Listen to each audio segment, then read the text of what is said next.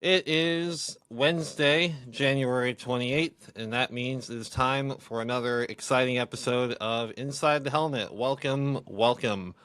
My name is Michael, and I am joined today by my dad. Good evening, everybody.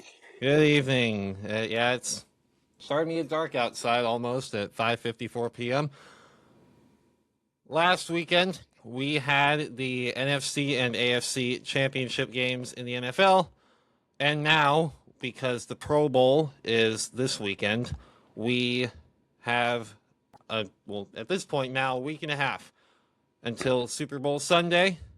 And we want to kind of highlight because we like to always talk about something that us as people who are heavily involved in either playing or coaching football and have been for our entire lives, we like to talk about something on the show that maybe your average fan who hasn't really been deeply involved in the game other than just watching it, something that we would know that maybe they wouldn't know, maybe in hopes to enlighten somebody out there listening. And so, with it being kind of an awkward in between time, the season's over for basically 30 of the teams in the NFL and all college teams when it comes to football season. And so we feel like it's a good time to talk about how the off season, at least the initial part of the off season, tends to flow, especially as I am currently in my off season, my final off season of my playing career. Um, do you have any input that you'd like to kind of kick us off with? Yeah, I mean, first of all, be optimistic, right? All Maybe right, it's not your final off season. Um, it is. right. Yeah, you never know. I mean, draft day, some of those late round picks Yeah, could happen, but you yeah, never know. I'm still waiting for them to call my name too. But Hmm. anyway, so yeah, football off season is definitely something that the fans don't get to see. I can tell you a little bit from back in decades back when I was playing. Uh, Really, by the time you got to the end of the season, I think players were a little bit worn out, especially if you got into the playoffs and had an extended season, as exciting as it is, and all the energy that you put in and your hopes of winning a championship. Boy, when that final gun is over and you've played your last game of the year, win or lose in the aftermath, I think it's a little bit of a relief because it's a grind trying to get ready for the season. I think even for the coaches, they'll say, "Hey, go away, players. We don't want to see you for a while." So that's the first thing that happens, right? Is that Right. still that way? It is. This is especially true for my specific situation because I'm in college, and my team unfortunately narrowly missed out on the playoffs for our level of football. And so, yeah, our season ended in November. Yeah. And so, and the way that my school structures like their breaks and schedule for everything, once I was done with, so football season ended, and then I think we may have had like another week of class, and then finals or something like that right before Thanksgiving, and then the day before Thanksgiving was the first day of no football, no class until like 2 weeks ago. Yeah. So I got a very long break, and we're just now back into getting into off-season lifts. So definitely, at least in my experience, and at a previous school, it was kind of that way as well. Like your winter break was like your go away. You know, we don't want to see you. Go rest and recover, and then get ready for off-season lift starting when you come back in January. So so you do lifting in January. When do you actually get back out on the field, start throwing the ball around a little bit, put on at least helmets and shorts? When does that So usually happen? the way that we're doing it is that the week before spring break was, which is in like the middle of March, is when we're gonna do like I believe our testing for like strength tests, speed tests, all that kind of deal. Your 40, your bench, your whatever. Um, and then towards the end of that week, I think is when we're going to be doing our helmet issue and shoulder pads and all that stuff. And then coming back right when we come back from spring break is when we'll start hitting it with some helmet practices and then gradually work our way up to shoulder pads. I'm not sure if we'll put pants on, um, football pants, that is. I was Um, going to say, I hope you wear pants. yeah, I think maybe we'll only get into shell in spring ball, but that will be And basically from spring shell break. is what, for those who don't know? Shell refers to helmet and shoulder pads, no like lower pads or anything like that. You're not tackling each other. Yeah, typically not tackle. It's just thud, wrap up, but keep each other up. Yeah. Yeah, you're Okay. able to get some contact in there for the positions that really experience the most of that, and but still do it in a safe manner that emphasizes fundamentals rather than just violence. I would imagine that with the new rules surrounding the transfer portal and all of that, probably not a big thing uh, at your school in particular, but just getting to know the new guys and trying to figure out again with people Mhm. graduating, with people transferring, who's actually going to make up our team Yeah, by the time we get to the fall. So that's probably an evaluation period, is it not, for the coaches? it it absolutely is. I at the level that I'm at, I believe it works a little bit differently. We don't get all the glamour and all the publicity and benefits that all the big schools get when it comes to the transfer portal or any of that. Heck, I was a transfer a year ago, Yeah, and I remember having some trouble just because of the level that I was at and how they treat transfers differently than they do at the FBS level. sure. I didn't actually get to take part in the off-season lifts or spring ball. I didn't get to put on a helmet until August. Hmm. Okay. As strange as it was. Talk a little bit about, since you did go through and transfer Mhm. halfway through your college career to a new school.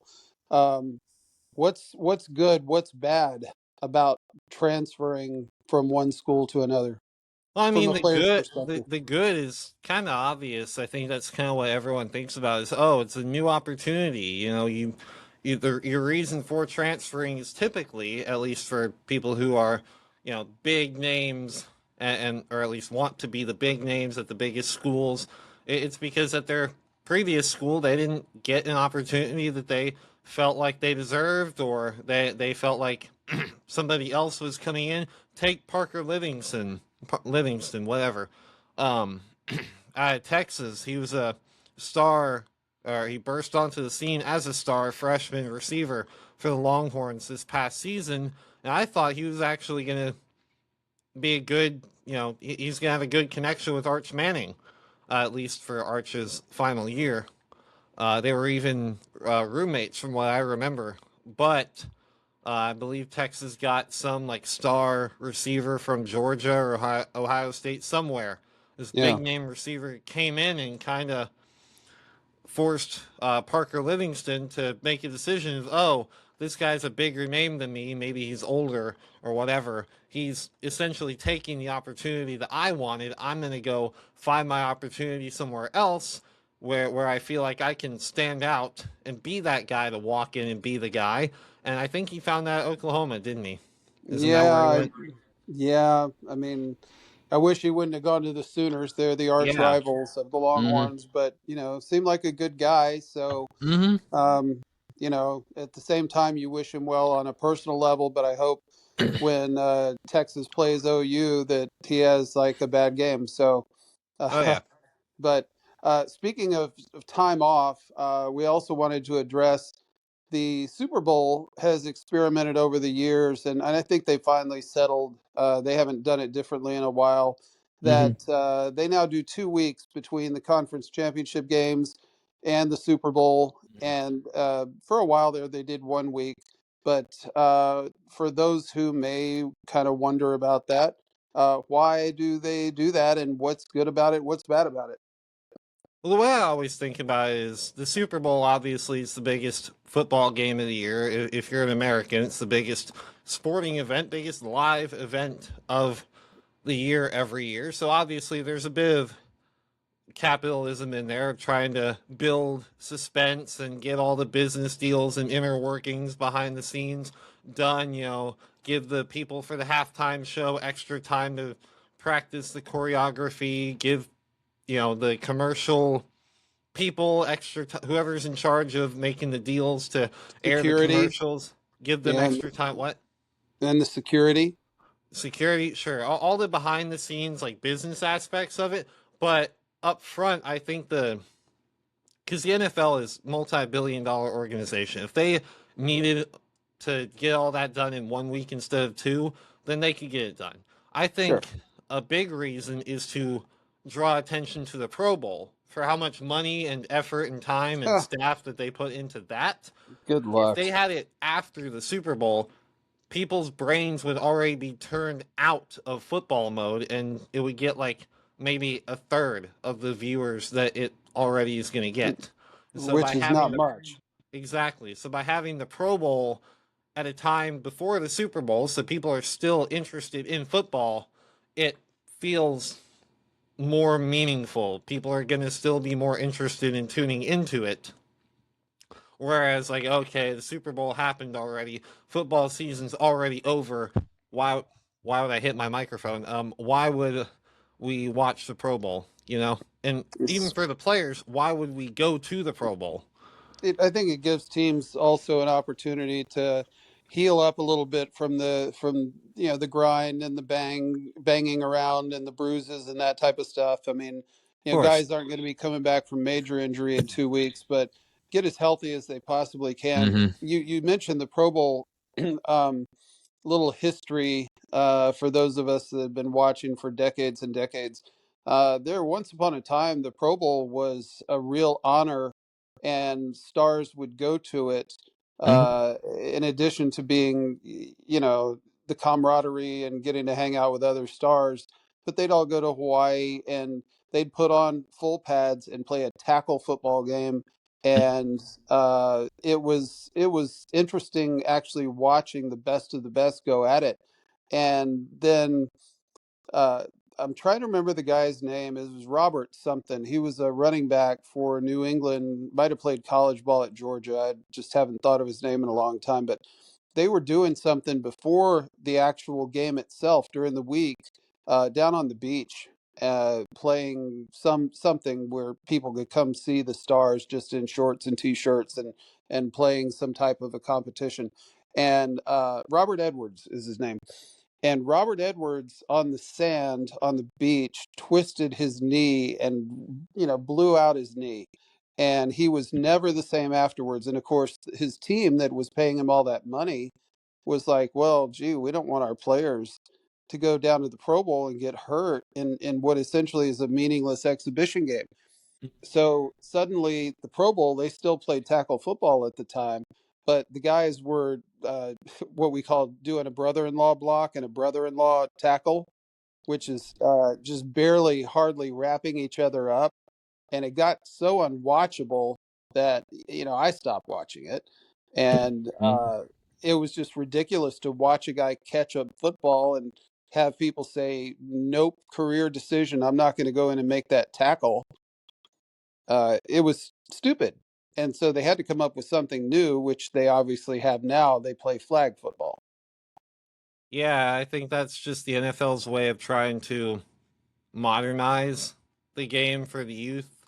Like, oh, let's bring in these legendary figures. Let's have the Manning brothers be the coaches for the teams. Oh, Yeah, let's have them play flag football so they can still be safe and not be putting themselves at risk, but they can still actually run fast and try hard to yeah. make a watchable game. And let's have Little all these mini mini games like we're competitions. Yeah, playing Madden '09. right. You know, Yeah. so I I mean, I guess if you were like an autograph hound or something, mm-hmm. or just wanted to go see your favorite players Yeah. in person, maybe not necessarily interact with them, but see them interact with each other and talk and all of Hmm. that. I get it. They've got so much money wrapped up in these players that they just it would make you sick as a coach or an owner to have your star. I mean, these are all stars that are down there at this all-star game suddenly do something that's career ending or career altering, and you've got all this money invested in them, and it was basically for nothing. I mean, if a guy gets hurt in an actual meaningful football game, you can kind of live with that. Yeah. But yeah, at the Pro Bowl, I don't know. I can't say I watch a whole lot of it. Yeah, it's Not my honestly a thing. shame. It's honestly a shame because if you look, certainly even if you don't actually sit down and turn on the Pro Bowl or the mini games or anything like that, I mean, if you just go on social media around that time, that week when it's going on, like you'll see little clips that the NFL will post of, highlights or interesting moments from the actual game or any of the mini games. They'll post like, oh, this team, the NFC won, the precision passing mini game, whatever. And like that stuff looks fun. Like as a quarterback, I want to do the mini game where they have all the targets set out on the field and you stand on the 50-yard line and throw at all of them for points or Oh, sure. they Yeah. look like they'd be really fun to take part in. Now maybe that's just my inner child coming out saying, "Oh, I want to Uh, throw a ball," you know. But still that looks like it's fun. But also at the end of the day, we're not talking about people like me, small college right. quarterbacks who would, find that really fun and not think about it too deeply. We're talking about, multi-million dollar superstars who have all the money in the world. If they wanted to build that contraption in their own backyard, they could do that. They don't Sure. need to fly out to Orlando or wherever it is. You know where they got the idea for this? Where? This was way before your time. This is back in the 1970s. They used Hmm. to have a show. I mean, they had a lot of time to fill. There was something called Battle of the Network Stars. Hmm. Um, this was television, mostly television personalities that you would see who were not athletes at all. They were actors, but they would go out and create these teams. You know, the red team, the blue team, whatever, Yeah. and they would compete, and they would like have 100-yard dash. They would have a tug of war, an obstacle course, things like that. And you got to see your favorite TV stars and find out which ones were better athletes than the other. They also even had something called a superstars competition where Hmm. they would pull athletes from football, baseball, hockey. I don't remember too many basketball players because they're built a little differently, but they would Yeah. also have teams that they would put together, and you'd get to see these guys doing these non-contact athletic events, and it was mildly entertaining. I mean, as a kid, it was very entertaining, but for adults, it's mildly entertaining. I think that's where they got the idea from. Very well could be. Um, Yeah. I think maybe I'm talking so much about how fun it looks because I didn't get to play dodgeball my senior year of high school because we went on a college visit. Yeah. Um, Well, yeah. hey, anytime you Oh, want to play dodgeball, come by the house, man. We'll get a ball and slam yeah, it into right. each Like other. you'd let me throw a ball at you. You've thrown how many footballs at me over the Yeah, I've thrown years? it to you, not at you.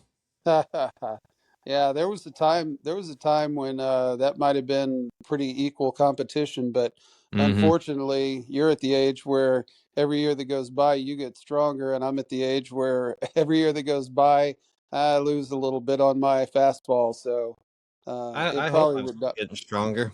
Yeah, it probably, well, until you're 30 probably. Yeah. So you've got another decade before you have to worry about that, and then you wake up in the morning and you go, what hurts today and why does it hurt?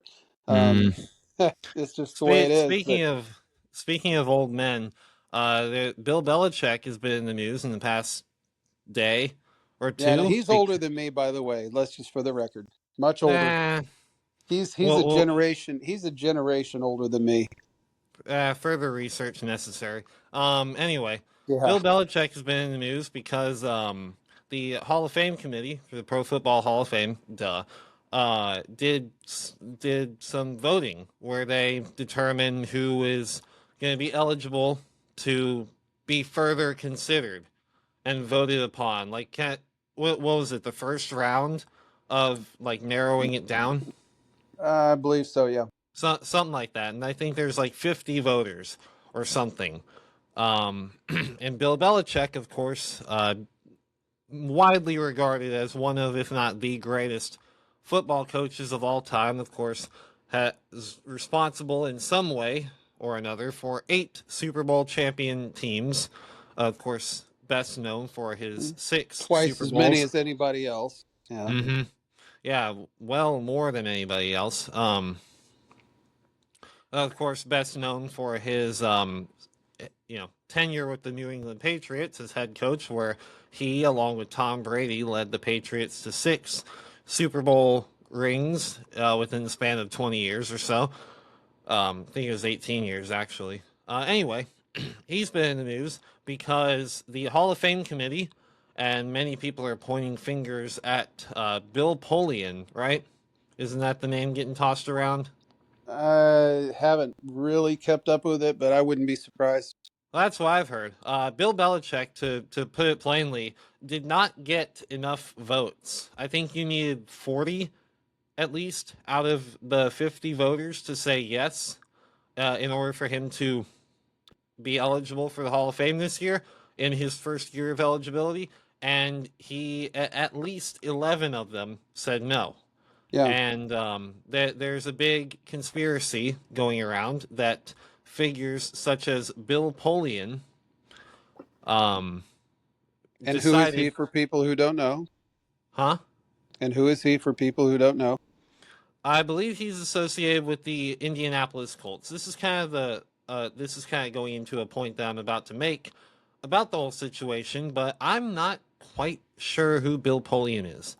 And anyway, but I believe he's He's a general associated with. manager. Okay, that's kind of what I Yeah. thought because I feel Yeah. like if he was a coach, I would have remembered him. Yeah. Anyway, the point is, Bill Polian is mad at Bill Belichick for the many scandals that the Patriots came under fire for during Belichick's tenure. That particularly as he was the general manager of the Colts, a team that faced off in the playoffs many times against the Belichick-led Patriots and lost to them. Obviously, Bill Polian doesn't have a very high opinion of Bill Belichick, and so he likely is rumored that he led some sort of revolt against Bill Belichick and the Patriots and said, and got enough people on his side that agreed, yeah, because of Spygate, Deflategate, whatever, Watergate, um, that was a Watergate joke, was by the not way. I Belichick. know, I know.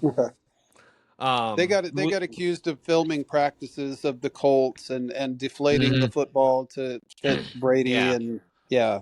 Essentially, because of these scandals, we should make Bill Belichick wait an extra year to get in the Hall of Fame at And least. why is that a big deal? What's so big about being a first ballot Hall of Famer? And what is a first ballot Hall of Famer? Well, first ballot Hall of Famer, of course, to get into the Pro Football Hall of Fame, you first obviously need to be a very legendary, very significant, very good coach, owner, player, whatever, someone associated with the NFL specifically, not college football. I mean, there is a college football Hall of Fame, but we're talking about the Pro Football Hall of Fame here. And then, at least for players, I know the rule is you have to be retired for 5 years. Right. For coaches, is it the same rule or is it like Yeah, slightly I think it's less? slightly different because coaches could be older, and if you wait Yeah, 5 years, they might. I think for Yeah. coaches it might be like 3 years, two Yeah. or 3 years maybe, and then owners. I mean, Jerry Jones got into the Hall of Fame and he's still an owner, Sure. so I don't think owners have that same have a rule at all. Other than maybe you just need to be old. You need to be Yeah. old enough to run for Congress. Well, that's Um, like 35 or something, but still. Yeah, I don't know. I get your point, and the whole thing with being a first ballot Hall of Famer Hmm. is that Yeah. even among the Hall of Famers, there's what, a third, 25% maybe who got in on the first ballot. I think I looked it up once. And that essentially is saying that you are the best of the best, Mm-hmm. which nobody would dispute that Belichick belongs in that company. And by denying him first ballot, it's a little slap on the wrist to him. Around 70 to 80 players are considered first ballot Pro Football Hall of Famers, Really, is it that supposedly. high? Apparently, Huh. I that's what my 30-second internet search said. If you okay. have a different figure, please let us know. Yeah. Well, But I'm yeah, surprised. I'm surprised at that. of the what, 400 or 500, Yeah. almost 600 maybe NFL Hall of Famers. Yeah, less than 100 got in on the first ballot.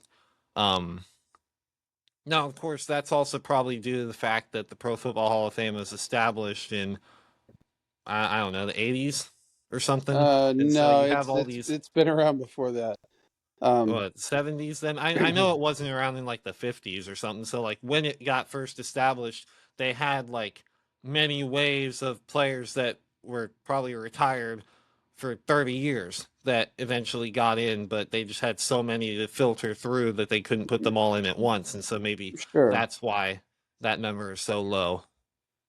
Okay. So it's Um, not 70% that get in first ballot, it's 70% that are not first ballot. Probably. Yeah, that would make a lot more sense But for the reasons nowadays, you said. probably most of the people that get in are first ballot now that they've Um, caught up, but who knows? they do have like an old timers committee. Hmm. That's how my guy Drew Pearson got in. Yeah. Finally, that was a travesty that he had to wait so long. And the type of people who usually have to wait that are considered first ballot talent, and have the statistics to back it up. The two that come to my mind, and they were so divergent in their response to it, were Michael Irvin, another number 88 for our beloved Dallas Cowboys, and Terrell Owens, um, Irvin who wasn't first ballot. no, Michael Irvin, but he got in some legal trouble toward the end Uh, of his career and embarrassed himself, and yeah. thankfully he's turned his life around. But at his Pro Football Hall of Fame speech, if you've never seen it, that's one to watch. He actually gave a very memorable speech where he said, "You know, I tell my children to look around you at all these legends and that are also in the Pro Football Hall of Fame and do it the way they did, not the way that I, your father, did, because I, your father, you know, he acted a fool there at the end of his career." And it's a very inspiring speech. Terrell Owens, because he was the diva of all diva wide receivers to get in, they held him out for a couple of years as punishment. And in response, he said, "Well, you know what? I'm not showing up for the ceremony. Just mail me my I remember that. Hall of Fame jacket. I'm having my own private ceremony." Which it Hmm. was, you know, they slapped him in the face, and he turned around and slapped them back. No, yeah, not the way you want to do things. When you're when you're being recognized with an honor that you've dreamed of your whole life, I don't care how you think they wronged you, unless they walk into your house and shoot your dog.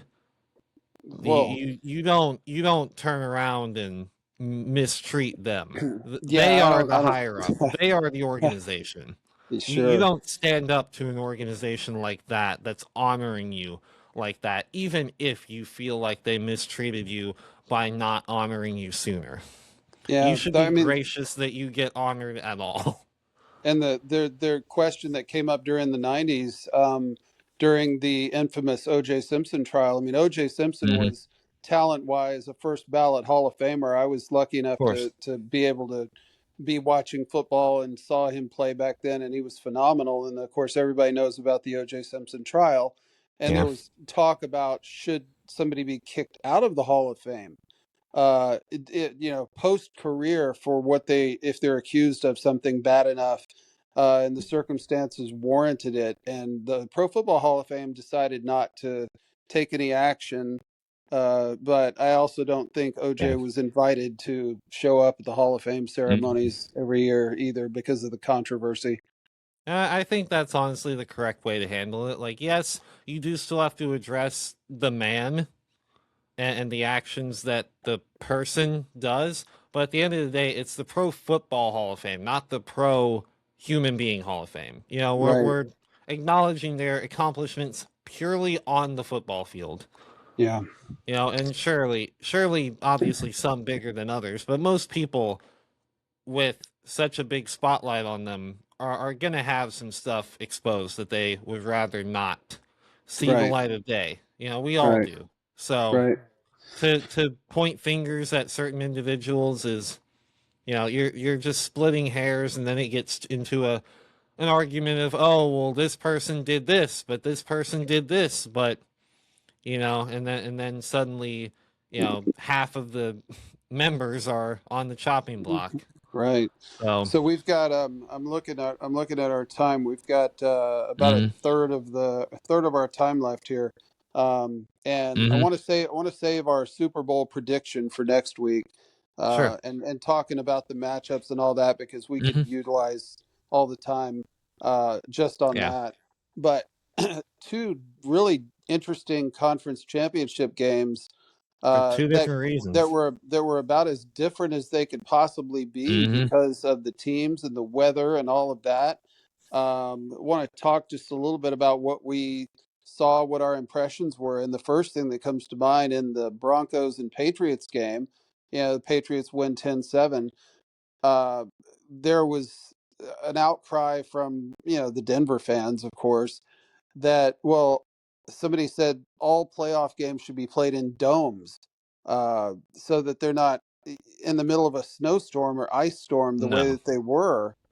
I don't see that ever passing because no, football's been played outdoors in the elements. mhm. I mean, the infamous Bears Eagles fog playoff game from back in the 80s when the guys couldn't even see 10 feet in front of them was pretty legendary. I think you play in the elements, don't you? I absolutely agree. I think that, you know, it to argue that the weather caused you to be at a disadvantage is foolish and immature, because you're failing to realize that, hey, idiot, the other team also had to play in the same weather. Yeah.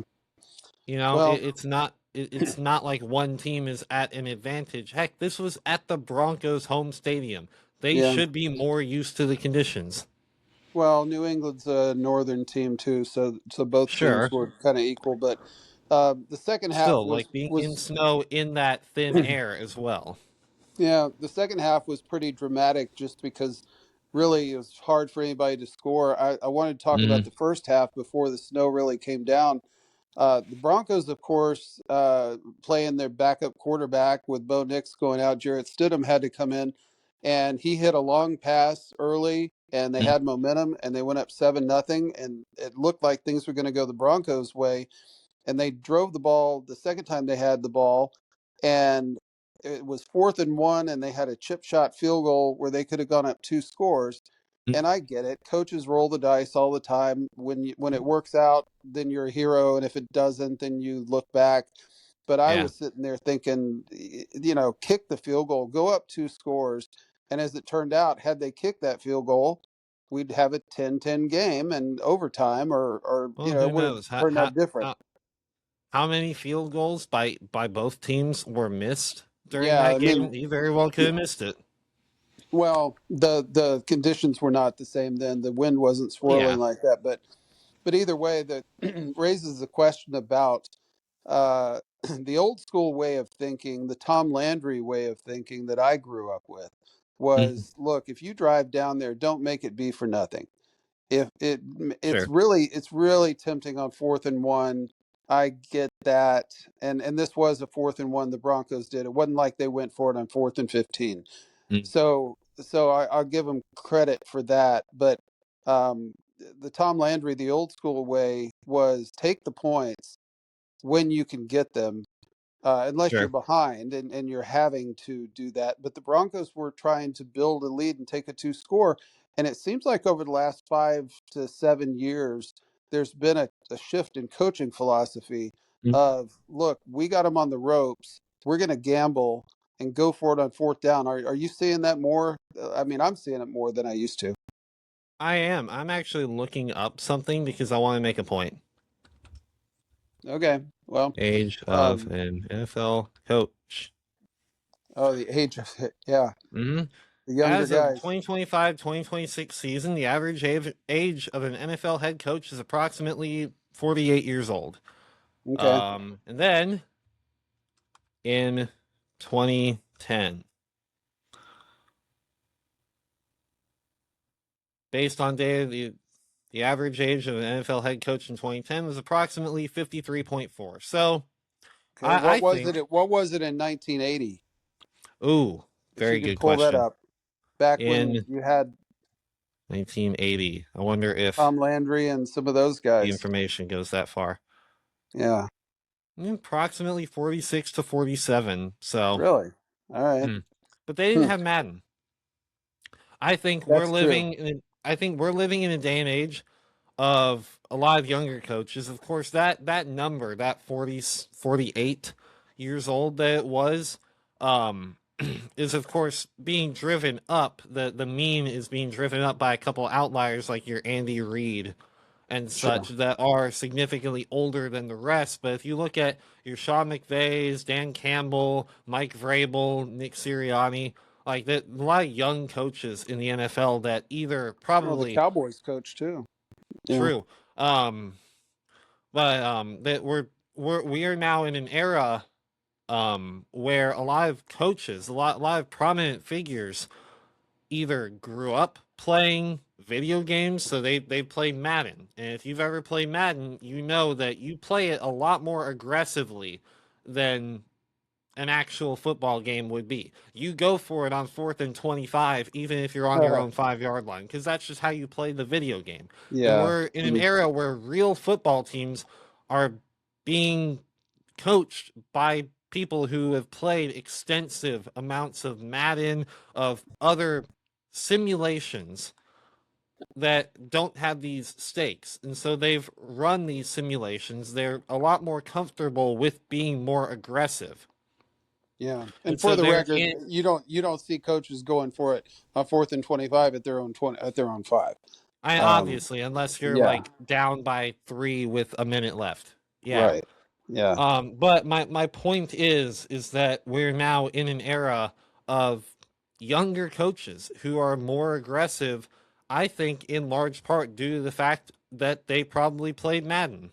Yeah. No, it's a good And so point. they're used to being more aggressive. Whereas in the 2010, you also have to think about the 2010s, 50 years old would now be 65 or Right. 66. Right. So So did the better team win?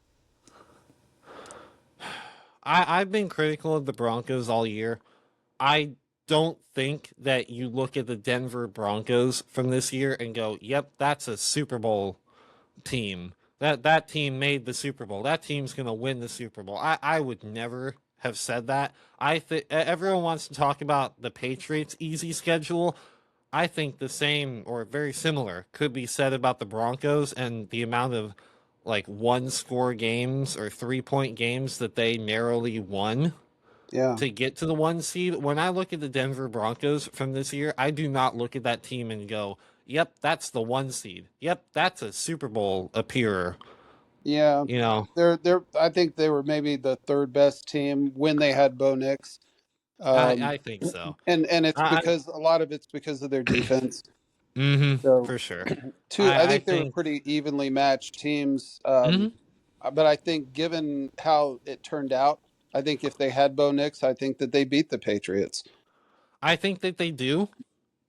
Given how sloppy the Patriots ended up playing, and yes, conditions take into account, and Jared Stidham somehow coming out looking like Aaron Rodgers for a 3 minute span where he threw that long pass and then threw the touchdown, and then the clock struck 12 and he went back to Jared Stidham again.